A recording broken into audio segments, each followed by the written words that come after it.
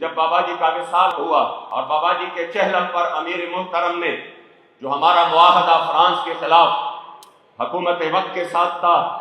اسی کا ذکر کیا تو حکومت نے پھر ہمیں مذاکرات کے لیے بلایا۔ انہوں نے کہا سابقہ پی ٹی آئی حکومت نے، اس میں فیصل واؤڈ آئے تھے، اس میں راجہ بشارت تھا، اس میں شیخ رشید تھا، اس میں نور الحق قادری، یہ سارے موجود تھے۔ ان کی موجودگی میں ہمیں کہا آپ یہ جو فرانس کے خلاف ہمارے سے سرکاری طور پر بائیکاٹ اور سفیر کی معطلی چاہتے ہیں تو یہ ہمارے لیے بہت مشکل ہے اور ہمارا امپورٹ ایکسپورٹ خراب ہو جائے گا۔ ہم نے کہا بھلا امپورٹ ایکسپورٹ خراب ہو جائے لیکن رسول اللہ کے نام پر اگر آپ نے غیرت کی تو انشاءاللہ پاکستان کو اللہ سرداری عطا کرے گا۔ انہوں نے کہا یہ آپ ملا لوگ ہیں، آپ جذباتی ہو چکے ہیں اور ہم جو ہے نا گراؤنڈ ریالٹی کو دیکھ رہے ہیں۔ اس کے بعد میں اپنے ایک ایک لفظ کی جو میں یہاں پہ اس نے ذمہ داری کی جگہ پہ بتا رہا ہوں، میں ذمہ دار ہوں اور ایک ایک لفظ کی میں ذمہ دار ہوں۔ انہوں نے مجھے کہا آپ اس مسئلے سے پیچھے ہٹ جائے، تو ابھی سینٹ کے الیکشن نہیں ہوئے تھے، کہا آپ کو ایک سینٹ کی ہم دے دیتے ہیں ٹکٹ اور آپ کا سینیٹر ہماری طرف سے پکا ہے، لیکن اس مسئلے سے پیچھے ہٹ جائے۔ دوسری بات یہ ہے کہ آپ پیچھے ہٹ جائے تو ہم جتنی پیسے آپ کو چاہیے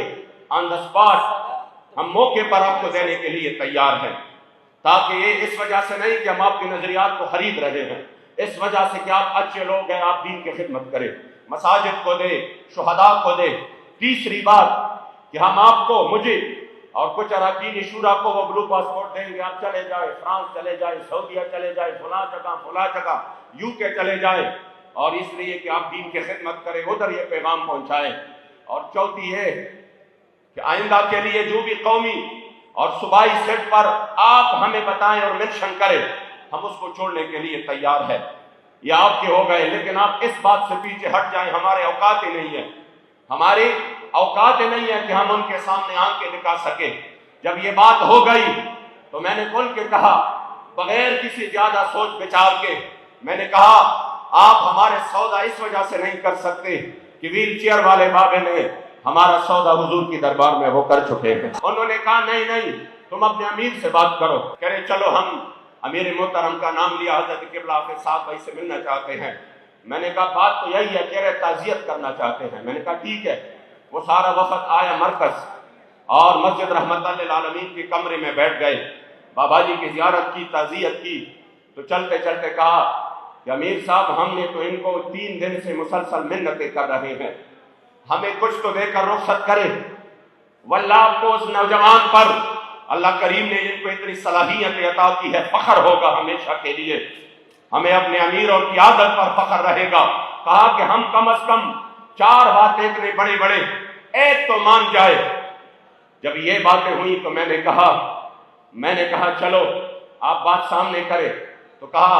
ہم نے 4 باتیں رکھ دی ہے وزیر اعظم کو۔ میں نے کہا تھا کہ میں منوا کے آؤں گا، مجھے کچھ تو دے کر رخصت کرے، چلو ایک بات تو مان جائے کہ میں جا کر کہہ دوں کہ یہ بات منوا کے آیا ہوں۔ تب ہمارے امیر محترم حضرت قبلہ حافظ سعد حسین رضوی حافظہ اللہ نے فرمایا واؤڈا صاحب میں آپ کو بہت بڑی بات دے کر رخصت کر رہا ہوں۔ انہوں نے کہا کون سی بڑی بات؟ آپ نے تو ایک بھی نہیں مانی۔ فرمایا جا کے اپنے وزیر اعظم کو کہنا کہ جس وقت لوگوں کی نظریات 10 اور 5 ہزار پر بک رہے ہیں، ایک بریانی کی پلیٹ پر بک رہے ہیں، اپنے وزیر اعظم کو کہنا کہ 1450 سال بعد بھی پاکستان میں حضور کے اب بھی وہ غلام رہتے ہیں جو پوری دنیا کی طاقتیں مل کر نہ ان کو خرید سکتے ہیں، نہ ان کو چکا سکتے ہیں، نہ ان کو ڈرا سکتے ہیں۔ تو نے پوچھی ہے امامت کی حقیقت مجھ سے، حق تجھی میری طرح صاحب اسرار کرے، اور ہے وہی تیرے زمانے کا امام برحق جو تجھے حاضر و موجود سے بیزار کرے، اور موت کے آئینے میں دکھا کر تجھے رخ دوست زندگی تیرے لیے اور بھی دشوار کرے، اور فتنہ ملت پیدا ہے امامت اس کی جو مسلمان کو سلاطین کا پرستار کرے۔